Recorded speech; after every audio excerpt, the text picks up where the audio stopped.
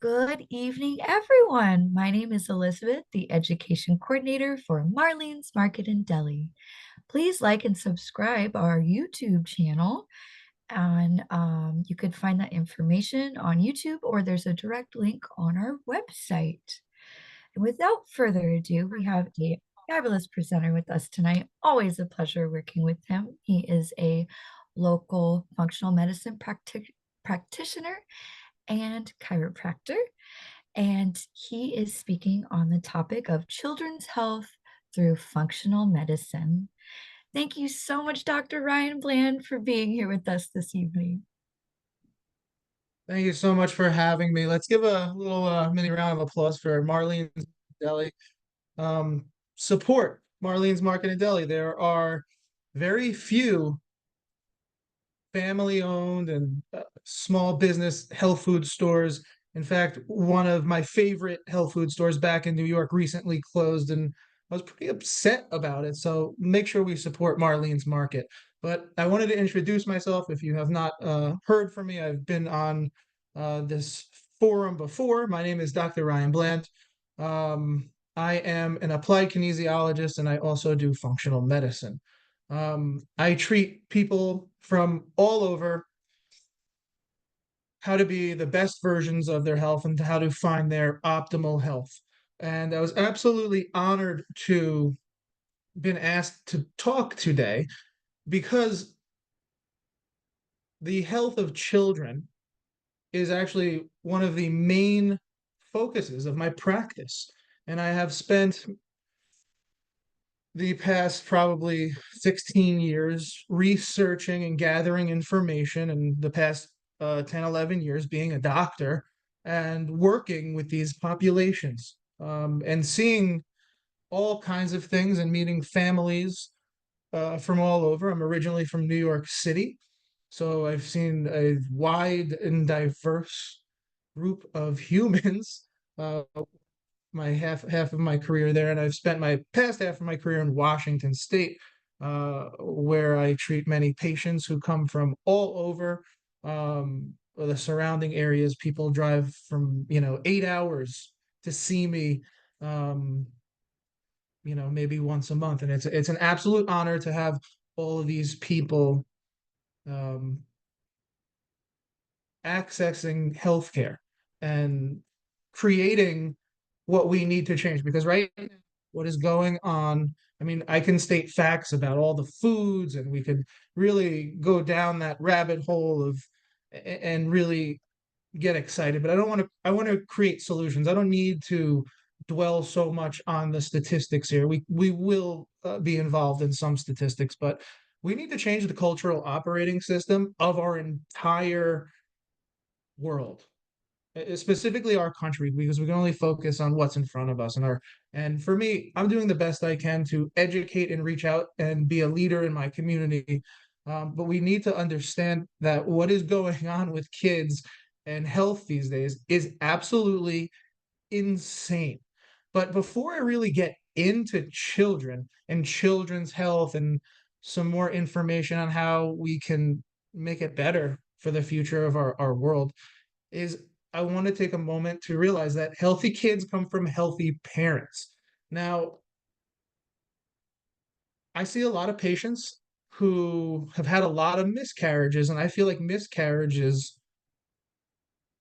a whole lot more common for the family unit than it's really spoken about out loud, because it's a really intense and hard reality. And I see so many women and men and in these families it's just so difficult. And we need to realize that, you know, healthy sperm and healthy egg need to come together to create a healthy child. And I think that more men and women need to be under the understanding and realization that you need to work on your health and figure out where you're at with your health and in your body before maybe you decide to bring another life into this world.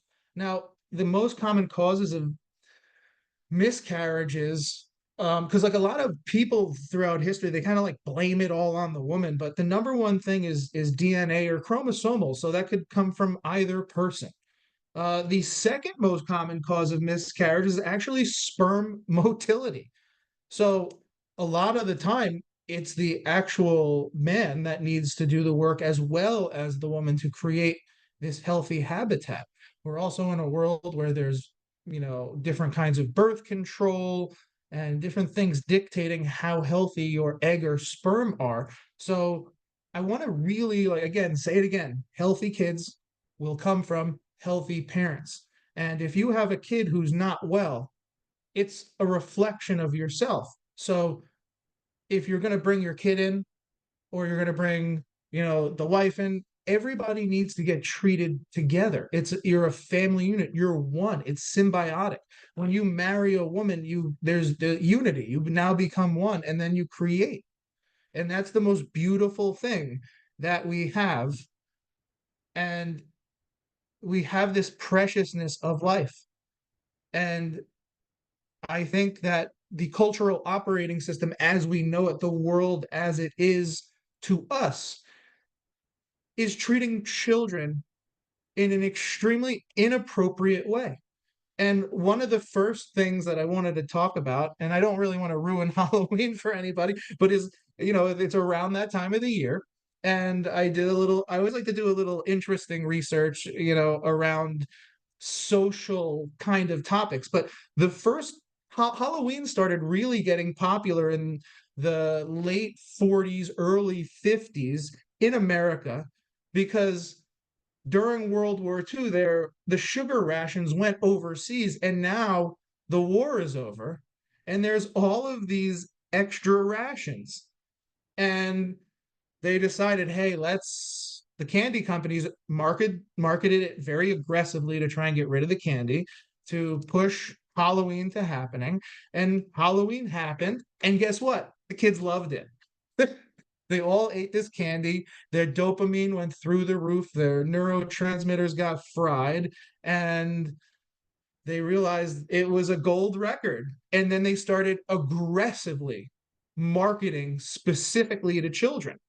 And I researching this and looking this up, like in 2024, that sounds like very predatorial and it sounds very inappropriate. And I think that throughout the years, like the size of the treats have changed. Like, there was like Coke, like a tiny glass of Coke. Now people have got the big gulp, and they've marketed all these things and just injected their own kind of steroids to make it as big and as angry of a monster.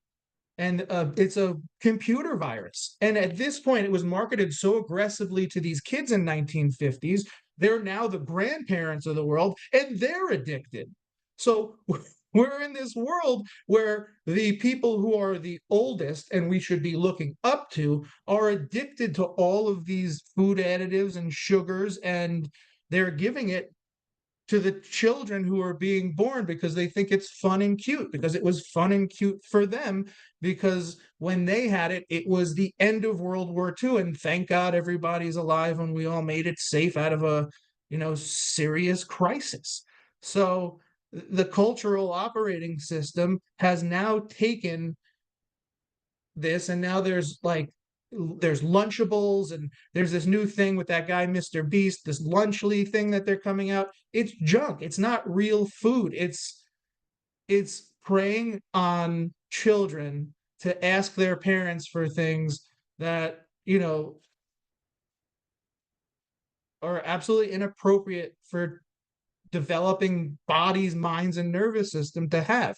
Now, within reason, I think people are allowed to enjoy themselves, but it's just every day for most people. And there's not these foods are so addictive that it's just not a regular thing anymore. They're designed to to to really make you addicted and stay with it forever. And how many people have a hard time putting down it's like it's not the same as it used to be.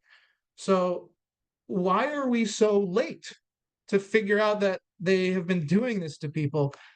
And I looked this up, and the answer I got was kind of uncomfortable, but I thought it was cool to share anyway. But they say the original studies, specifically relating to nutrition in the early to mid 1900s, were more based on like deficiency, because we were having, there was more of a concern of deficiency. And we really didn't have their understanding of what was really going on. And now it's too late and everybody's addicted. And you're watching these kids who are like 10, 11 years old guzzling down like Starbucks drinks and like fully caffeinated Starbucks drinks. And I just can't tell you how many times I have had kids who are in my office who are eating all of these crazy foods. And, like I said, healthy kids from healthy parents. Now, sometimes kids are difficult to parent. I have a 10-year-old kid. Sometimes you can't, they, they don't want to go to bed, or they don't want to eat that. And, sometimes as a parent, you need to love your kid and, not feed him the junk and say, this is what you have, you got to eat it or not, and it's really important for parents to step up these days and start just reading the labels. If you're a parent and you're in the store, a couple of things to obviously look at are all these weird seed oils. Don't buy anything with it in it. It's just, and there's like a lot of brands that seem really great. Um, and that'll be in Whole Foods. And just in Whole Foods doesn't mean it doesn't have seed oils and a ton of sugar. There is no best version of sugar. Sugar is sugar. Sugar from fruit for kids is fine. But if you're like, trying to make a call for coconut sugar, agave sugar, or date syrup, sugar is sugar, and it's going to spike their reward center. But obviously, I would pick a more organic thing like date syrup, or possibly finding fresh medjool dates and blending them up into a recipe. There's so many things you can do. But again, I want to reiterate it one more time that healthy kids are coming from healthy parents, and we need to stand up and change what's going on. If you don't understand what's on a label, and it doesn't tell you if there's a thing that isn't a food, just skip it. It's just not worth it. We need to be feeding our children whole foods and doing the best we can, to provide them with those foods. And one thing to talk about is the quality of meat. Marlene says great meat. There are farmers. Washington has great cows. It's very accessible. It's very affordable if you can make it happen. Um, but you need to do grass-fed and finished meat. If you are not doing grass-fed and finished meat, and you're getting all this conventional stuff all the time, um, be aware that it was injected with steroids if it's conventional. And we're not just talking it like we're talking about, we have a huge uptick on low testosterone men and, early puberty. And they're injecting the cows with estrogen, which is, will make them get very, very big and gain a ton of weight, put a lot of, and then they give it trenbolone, which is like I believe it's like a testosterone derivative, but it's like a super drug, and that's what gets them super buffed up and crazy. And then they give them growth hormone. Um, I think they give them prolactin or something else, and they're vaccinating them to the max, and they're or prophylactic antibiotics. So you have to realize if your kid is sick, you have to do, or you're sick, you got to do the best you can do to remove all the stuff. And it can be made accessible to, you know, man and woman here in Washington. I go to a place, Rocking J Ranch, and the quarter and half of beef, it's with the economy going up and down, I mean, it's still within $6 a pound if you're able to afford and get people to buy, a half or a whole cow. It's something that uh there's a plenty of other people out there who are doing great things like this and regenerative farms and grass fed and finished stuff, and it's affordable and it's accessible. So sometimes I realize that I'm like, wow, the steak I'm eating right now is $5 a pound, and I was in the store and this inferior piece of like minced chicken meat from Purdue is twice as much as this grass-fed and finished steak. You have to be creative in this world to let your dollar stretch. There's plenty of things you can do to get good stuff, and every once in a while, you can go, get something special somewhere, and that's cool too. Or if you have to do conventional, you know, try and get the freshest, the best that you can get. It's times with people, I tell them I understand that money is a factor and you can't let perfect be the enemy of great. And I always say that with parents, like, don't let perfect be the enemy of great. If your kid eats, brownies and peanut butter and, something, all right, so he's doing that for 3 meals. What are you going to do? Maybe have him do one meal. Just start him at one meal with some protein or something and let him do whatever he wants. If you have this little protein, and then build him up and let your child learn their. Um, but that brings me to an interesting point. I'm not going in any order right now, which is awesome. Is, is that when should we introduce food to children? Which is something that I see is a huge problem in children's health. And I see tons of pediatric patients. I see tons of babies who are maybe a couple of months old to a year and a half old. I see that a lot of people who are 8 to a year and a half these days having an insane amount of difficulty. But if you're a parent out there, by the age of 6 months, if your kid is developing normally and he's a healthy 6 month old, you need to start introducing what's called food. And the foods that I'm talking about are fruits, avocado, and then maybe some sweet potato. But I want to leave this for last, fatty meats. As a baby, your nervous system is developing. There's nothing more than you need than those omega 3s from the fatty meats and the amino acids to build muscle, tissue, and brain matter. And obviously, the glucose and the fructose from the fruit and the micronutrients, these are all important. There's nothing more important than that. I think parents are like, people are so far out of what is organic and natural that we're almost like afraid of it. There are people who come to my office that they're like, do I have to like believe in this? It's like, this is this isn't a church. This isn't a religion. And we have to realize that we're talking from facts here. These aren't things that I made up. These are widely known facts and information that even our CDC will say, hey, you should feed your kids some food. And I've seen kids up to a year and a half just only on breast milk, thinking that that was a good idea or not. So I really want to let people know that you really need to start feeding your kids food for its development, and good food, healthy food, organic food. Go to Marlene's, get some bananas, mash it up, and feed it. And then go to the deli section, get them a fat ribeye, cut a couple pieces up, really super small, and try it out. But this delayed introduction to food is what is causing allergies.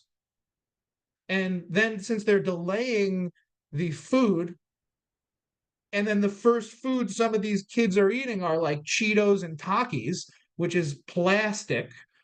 You're not giving your kid any chances. And I'm not a fear-based person. I've had McDonald's before. You know what I mean? Like you have these things a couple times here and there in your life. It's not a mainstay. It's not like it's not something should be proud of. It should be something that you had to do because you were starving and you were on a road trip and there was no other food and you were driving for 12 hours. But there's to say, as parents, we should be prepared.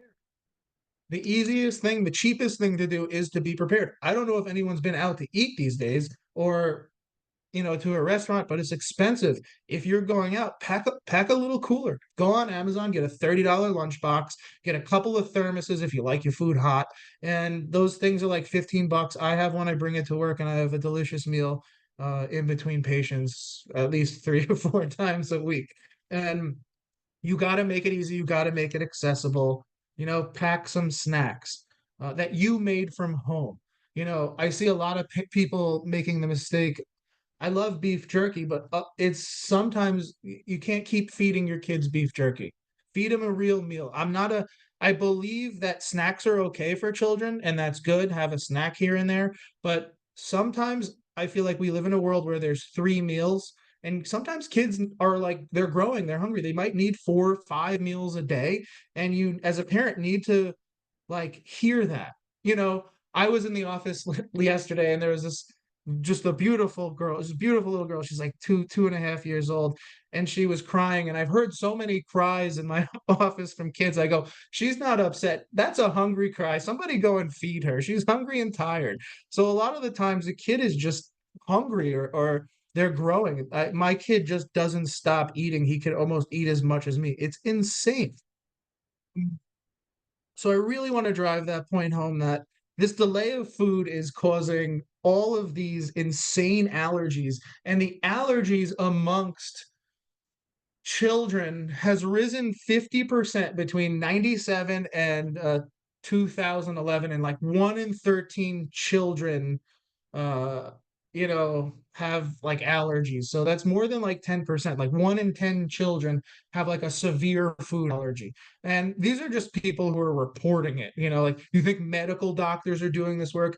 Medical doctors are cool. Had my life saved by medicine before. Great job, guys. But 95% of the time you know they're not they're not doing nutritional consultations with their patients. They see the kid, you know, they do their thing. They listen to their heart and take some blood and say, "Oh, you're not dying. All right, see you next year. You're 2 inches taller and 10 pounds." The only thing medical doctors seem to really have a lasting impression on in pediatric families is the only thing I always hear is like, he's in this percentile of height and this percentile of weight. And that's such a, like, what a waste of time. We're living in America. When's the last time you saw an emaciated human being? Like, what do they need to like let us know? The whole focus is on their height and weight. It's almost like a Seinfeld episode to me. I digress. But again, the most common food allergies amongst these children are peanuts, milk, eggs, tree nuts, wheat, soy, fish, and shellfish. So this is kind of what's triggering people, and it's triggering them in obviously alarming ways. I don't even think they serve peanuts on an airplane anymore, but peanuts aren't that cool. Um, so I'm gonna regroup here and let's go back to the beginning here. I want to talk about what kind of issues are kids facing these days. Well, number one is asthma. Number two is allergies, and you know what's probably causing the asthma is allergies, probably, and it's the number one cause of children going to the emergency room is not breathing. And that's crazy that it's that common. Like, hey, like asthma means you can't breathe. And that's how we're going to talk about why I believe all of these things are happening. Obviously, partially is because of the food, and we'll get deeper. But then allergies, food allergies, pollen, dust. I mean, it seems like we're only making weaker people. And the next thing is obviously more geared toward the food industry, which is obesity. 1 in 5 children are obese. That means 1 in 5 children are over 25 pounds overweight.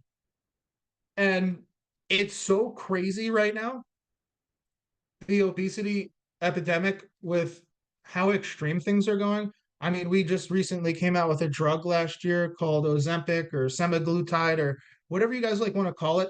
I'm watching like people become extremely insulin resistant. I'm watching people's liver get like completely shut down. I'm watching their enzymes go through the roof. Yeah, they might have like lowered their like glucose for a couple of weeks, but it's not it doesn't look safe, and it seems like there's ties to cancer with it. And I don't know. I'm not a medical doctor. I don't specialize in it. I only see the thing is, what's interesting about me is I just see the damage done.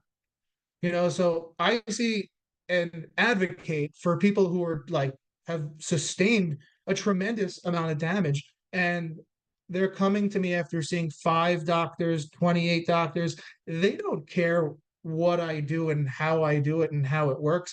They're just so desperate for just somebody else with a different opinion. And that's what I do. I'm giving people a second opinion, a second chance on life, and I'm trying to educate the entire community and I guess world on this platform to understand really what's going on with children. And as we go down the list, it's number 4, ADHD and development. I have had published research while I was in chiropractic school, for a case study that I was involved in.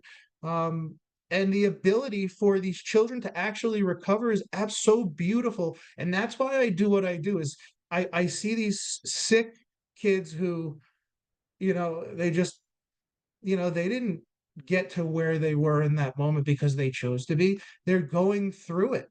And I get them and I start unraveling and helping create a new environment, a new paradigm, a new cultural operating system, a new program for their parents to download and follow into their lives. And I'm not so attached to what happens here in my office because I'm just working so hard to help so many people. But sometimes when I stop and I look back and I really look at a patient and I say, like, how are you guys doing? And like they look at me and they're like, hey, like I wanted to kill myself. I couldn't believe like this was my life. I wanted to do this. I wanted to do that. Just like these insane recoveries. And you look back at a career and you cannot believe that more people aren't opening to this. And I think we're at a point in time where more people are. And all of my patients say, like, why aren't there more people like you? Why are you the only person doing this within 200 miles? We looked all over, like, we have to drive 200 miles to come see you. And, our kid has ADHD, like, he's flying off the walls. He can't sit still. He's doing this, he's doing that. He's hurting other people.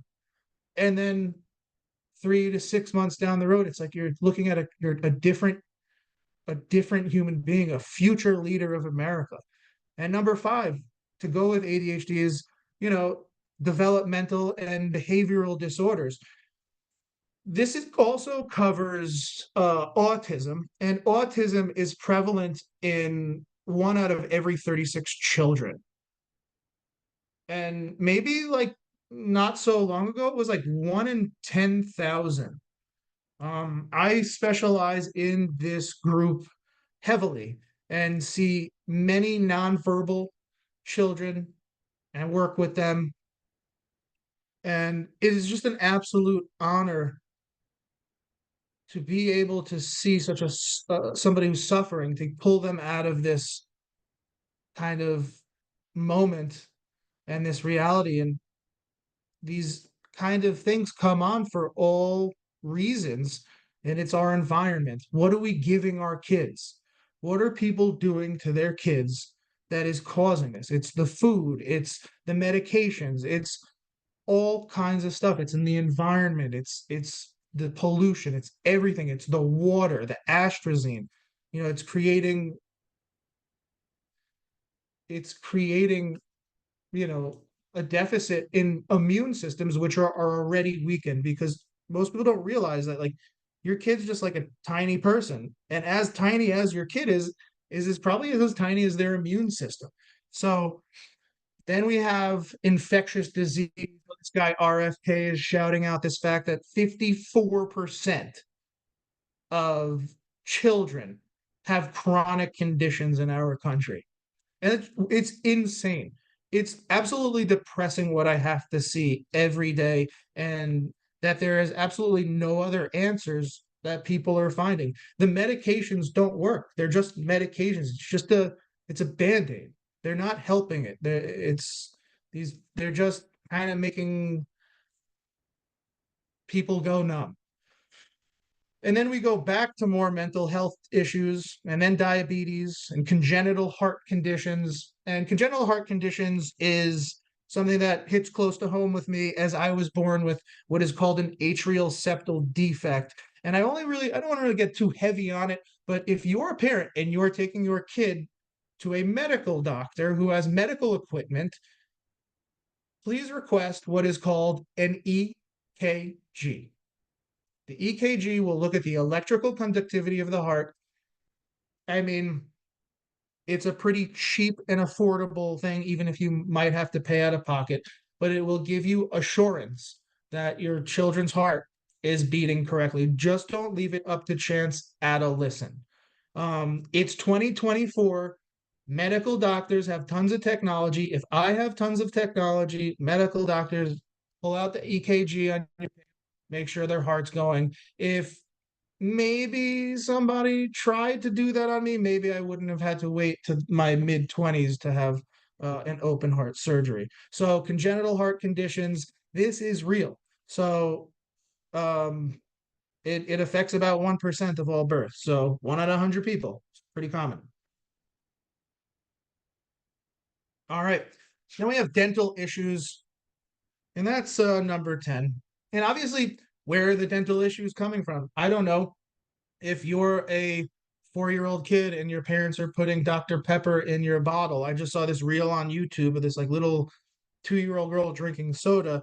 Like, yeah, your teeth are gonna rot out of your mouth. And also, dental issues are also really related to systemic issues. I can't begin to tell you how many children I see in my office specifically from mold. Um, oh God. Where their teeth are literally just rotting out of their mouth. Their hair is falling out. Um, I recently had a patient who lived the past 7 years in a moldy house and they wouldn't get out and they couldn't get out. And we did everything we could to treat them. And they recently had oral cancer and they recently passed away. And, this was, this summer. And, I was by the time they were, terminal, I was treating them for absolutely free and doing the best I can. And, sometimes things are just too far gone, but you have to understand that uh, these issues that are happening to kids, they're staying with you for the rest of your life. And, these ideas that building sickness and these places that children are going to school, I got to tell you, they're disgusting and it's horrendous. And I have had adult patients who are teachers have their lives put on pause because there's so much mold in the special education wing of their building that when we did the mold test through immunolytics, which is a great thing that you can go on Amazon and test your own home, they found that they couldn't even count the amount of colonies that was within these classrooms. So you're talking about developmentally challenged children eating sugar in a moldy building, and everybody is sick and breathing on each other. And I see it from all over because I do a large population of children and teachers and definitely a lot of educators, and they're all real. They cannot believe what is going on with these children. They cannot believe what is going on with the world, and how could this world and how could adults put children in buildings full of mold? I have this beautiful young lady who comes here, um, and her family is the best. I see so many beautiful families. Well, it's just everyone's more beautiful than the next. Um, and she came here and she was in this daycare. All of her hair fell out, all of it. And the doctor said, "Hey, you got alopecia. Good luck. Here's some steroids." Oh, the holistic doctor you're seeing, he's out of his mind. Don't go to him. He's weird. I there's not enough research. And what's great is this young lady, there is now has way more hair than me, which is good for her. And it's beautiful.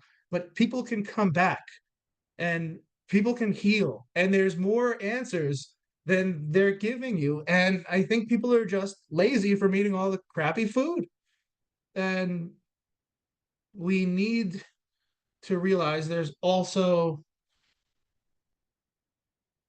this like hygiene hypothesis where you need to be vaccinated on 1,000 things, and you need to have every flu shot, you need to wash your hands and do antibacterial soap, and this is somewhat deleterious to building a healthy immune system, and it's making kids more prone to chronic disease and more allergies in extreme situations. This shift in culture and dietary habits, and as well as the reality of children viewing media, we're just like at this insane reality where I was reading about this. I think the show is called like Coco Melon. I don't have no idea what it is, but I was reading about this while I was preparing for this. And apparently, some of these shows have such a stimulatory effect on children. They've compared the neurotransmitter regulation, down regulation, and up regulation to it being like somebody was doing a bunch of cocaine or smoking meth in a hotel room. Um, so I find that we're like really creating a terrible environment for children. And again, I'm not against TV and video games. Like, have fun, do some things that are fun, but of things that are crazy. Like, learn about what you're doing. And if you're going to watch TV, like a nature show, have them learn about a nature show or a Bible show, or something like Daniel Tiger, which is like a really it's the new Mr. Rogers, and there was a couple of psychiatrists and therapists that made the show. I mean, sometimes when I'm watching it, I feel very relaxed and nice. It's not just for kids.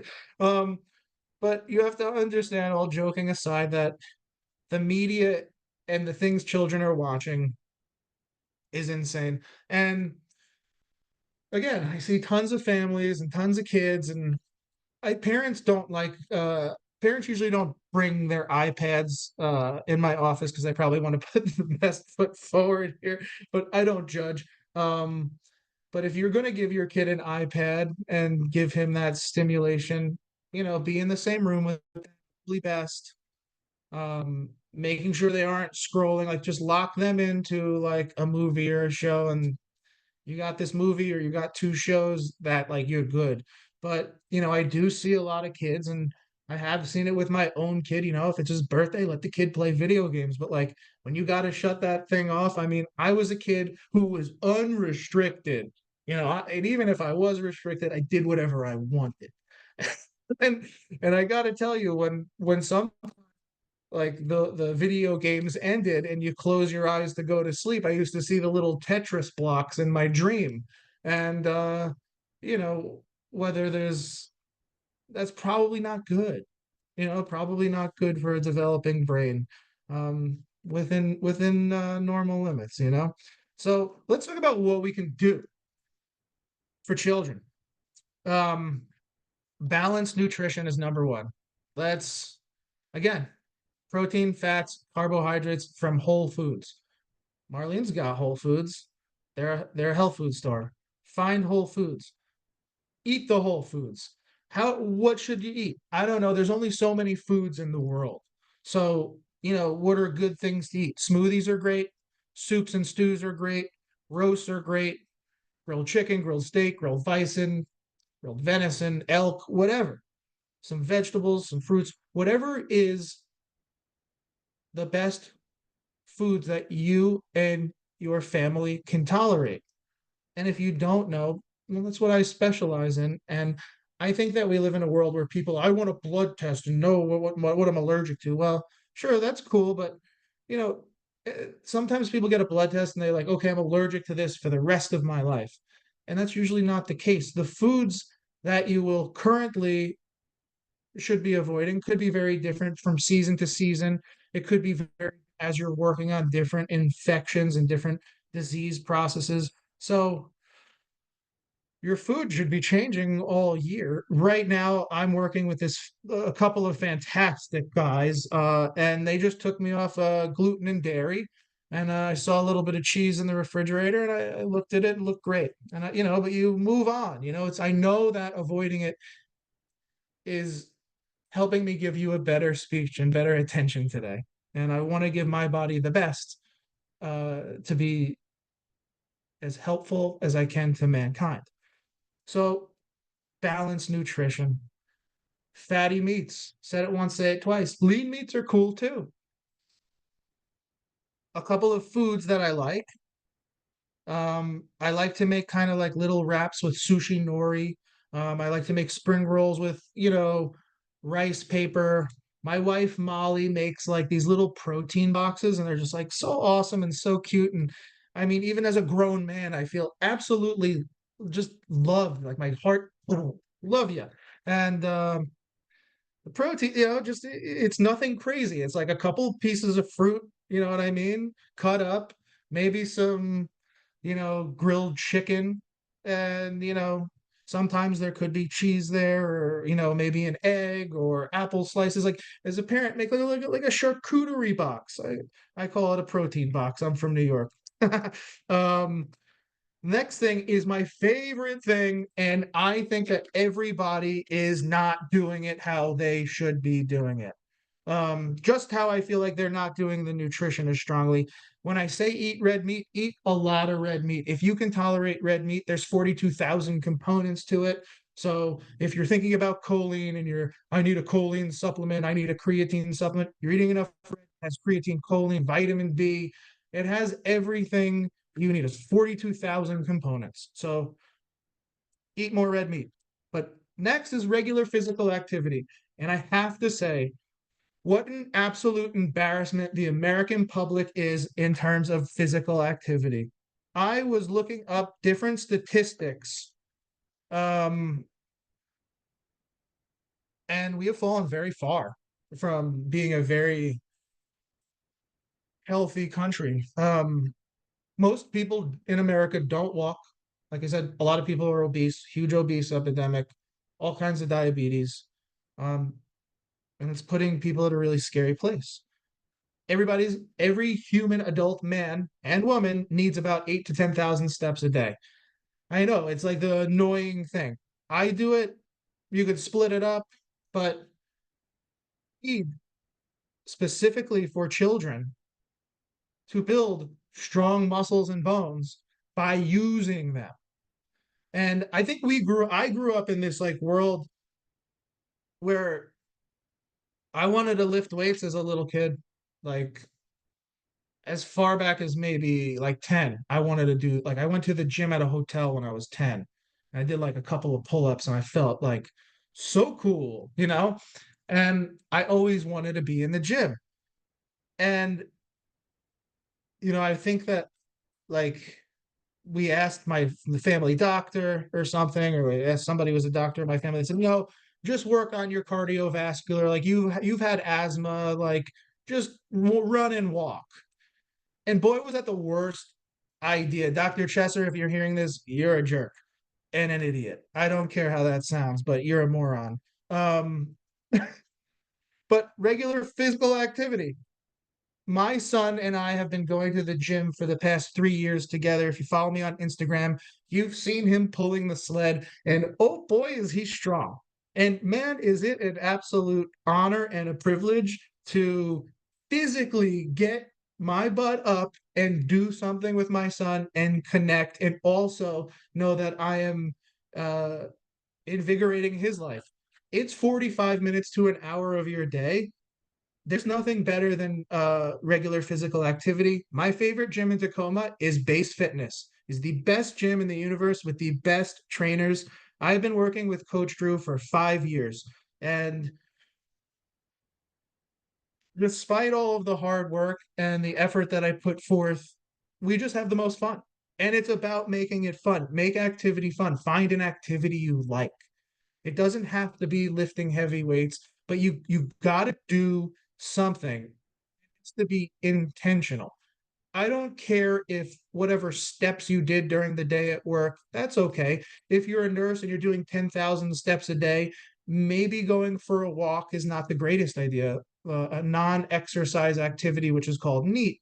You know, this is, if you're on your feet all day, then you time to go to the gym instead of you have to do something else. But for children, they can do it all.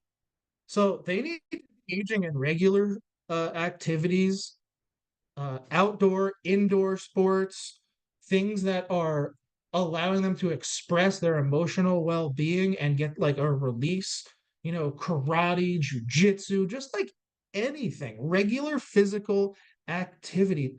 We are so far away from this. I read the statistic that the average person, I think like 1% of people can do like two pull-ups, and that's like crazy. Like very few people can run a mile in under 8 minutes.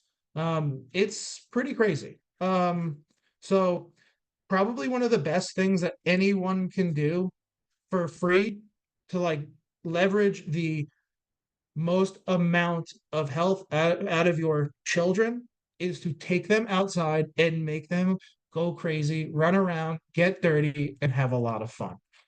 Number three, routine health checkups. How do you know how healthy your kid is or what kind of challenges he's facing if you're not focusing on their health?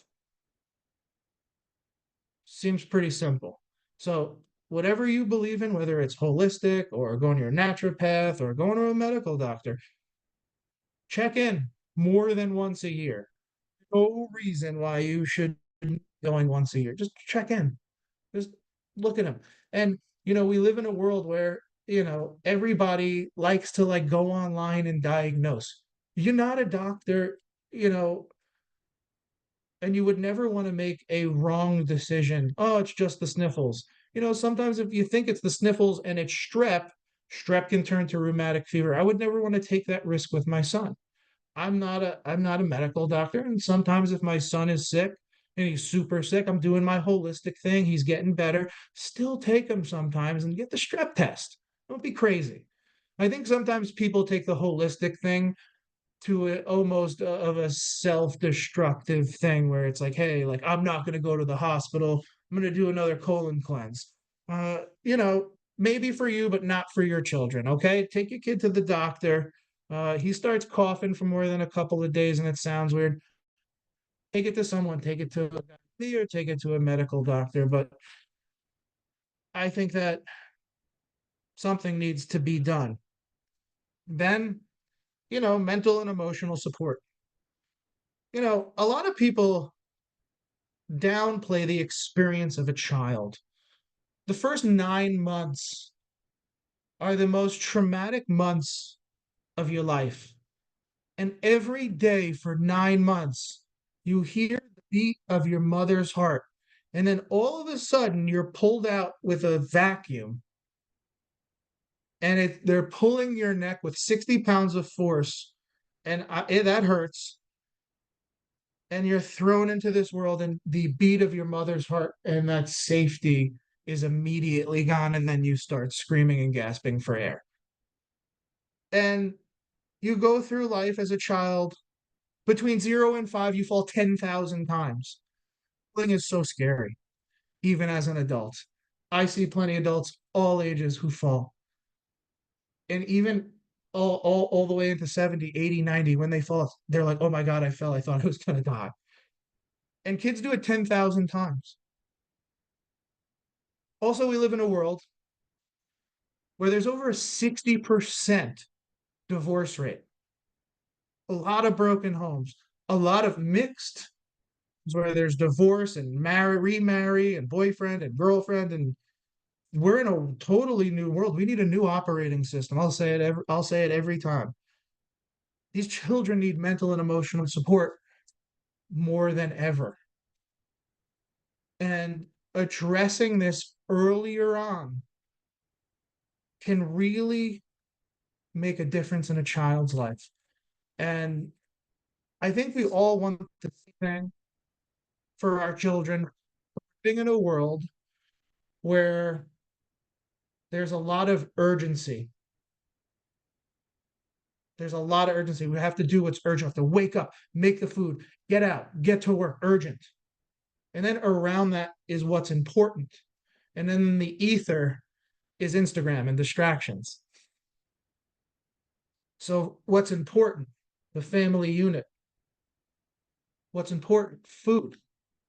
What's important? Movement. Because your children are watching you. And that's what the next point is they model your behavior. So, whatever it is, they're going to model poor behavior or healthy behavior. And again, I'm not a perfect person. There are some things that I watch my kid do that I'm like, good boy, like great job, you're working really hard. And there are other things that I see him do is like, oh, whoa, say that word or you shouldn't do that. And I know directly he's copying. And they are really watching us. They are watching us eat. They want to eat what we eat. They want to look how we look. They are mini us.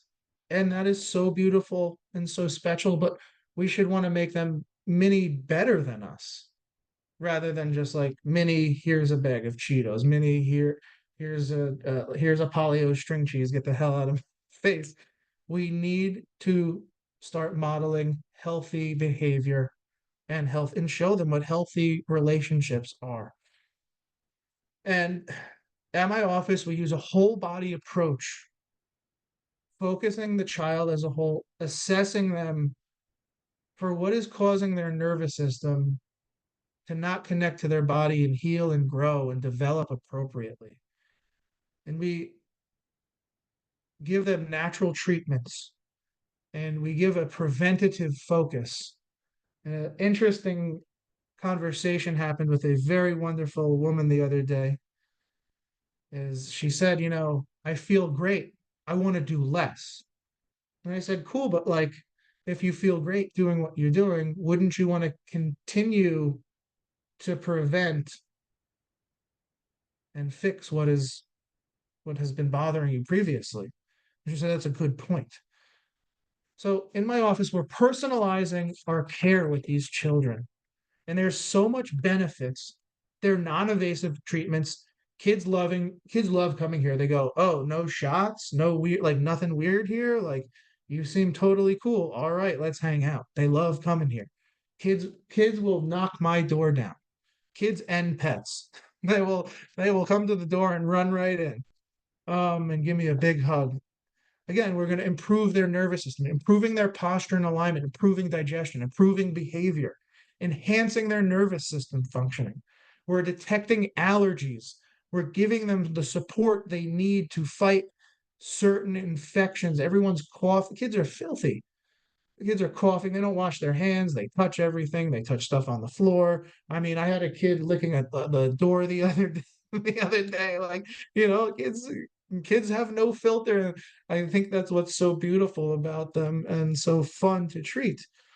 And, obviously the next thing we talked about already is supporting their emotions.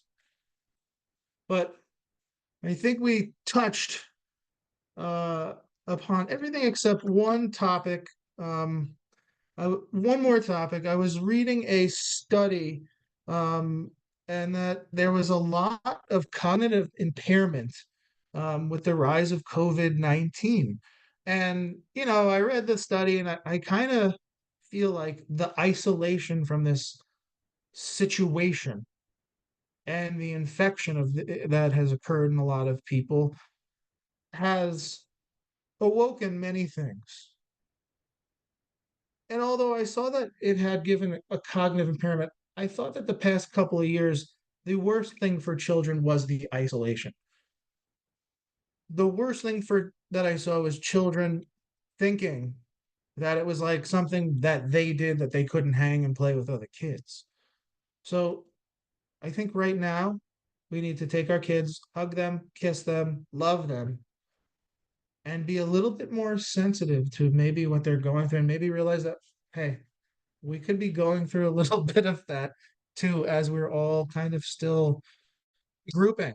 and come to a new reality and a new cultural operating system of taking a stand on what is right for the future of our children, for the future of America, and looking into as deep as you can how to make the best out of your family. And the best way is to harness your level of vitality and protect your family by providing them with amazing love, nutrition, outdoor activity, and especially healthcare.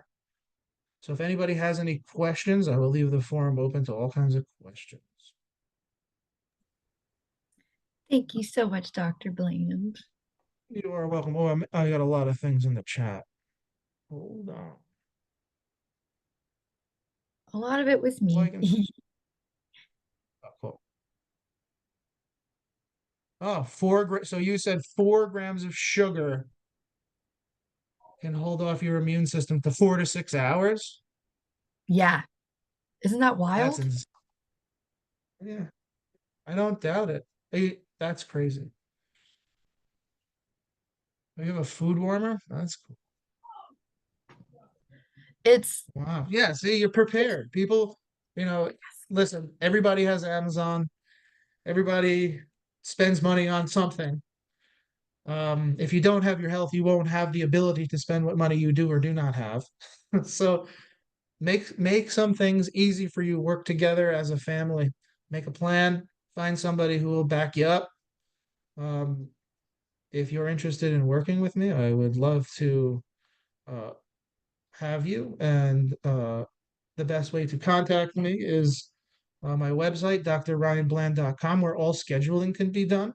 And I do offer a free 15-minute consultation to all people. I call it a discovery call because it's just about discovering how I can maybe help or what kind of step you should go in or what kind of doctor I can maybe send you to because there are a few doctors who do what I do, and I know a good amount of them that can help a lot of people if you are not local and you want to see somebody in person.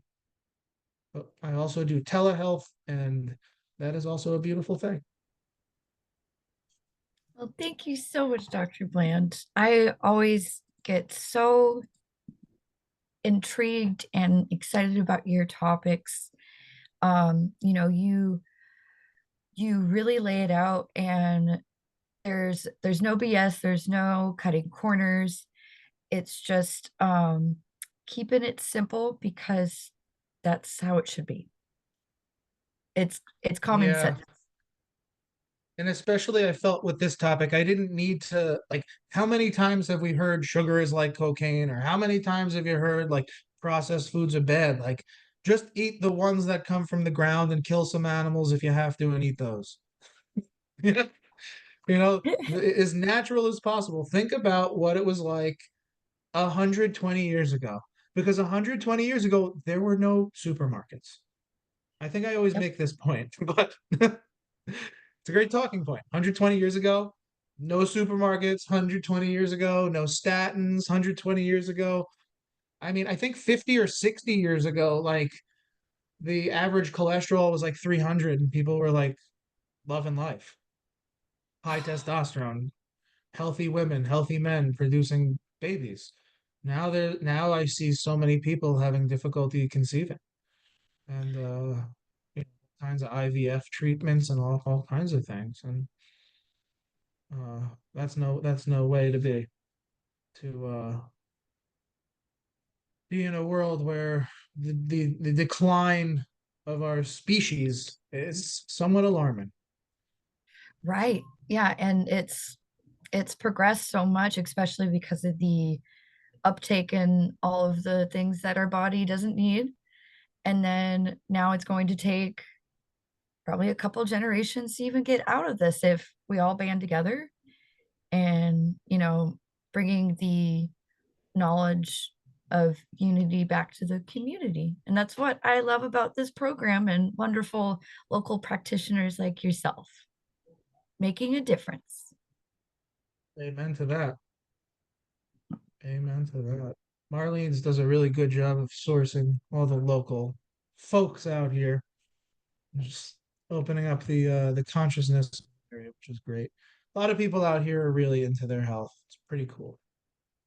It is. And it's really neato that we're able to share on YouTube because there's been a couple of people that I've met that are from out of state and they're like, "Oh, I can't attend the classes." I'm like, "Yes, you can. We're on Zoom and you could watch all of the ones from the past on YouTube." That's awesome. So everybody dial it in, go to YouTube. Like and subscribe. Like and Well, thank subscribe. I think there's a Bland Family Wellness YouTube, so I think all you. of my previous recordings are up there as well. Oh, goody. I will put that also in the link of the description. And of course, Brilliant. you'll be getting your own copy as well. Oh, beautiful. So great, Well, so grateful and gracious to have been able to share this with you today. And thank you for always giving me a platform to, get a little wild, speak my mind. anytime. We love having you because you you speak the truth and you're passionate about it and you got great information to share. So we're very honored and excited to have you back for 2025. Thank you. Thank you. Thanks everyone for watching.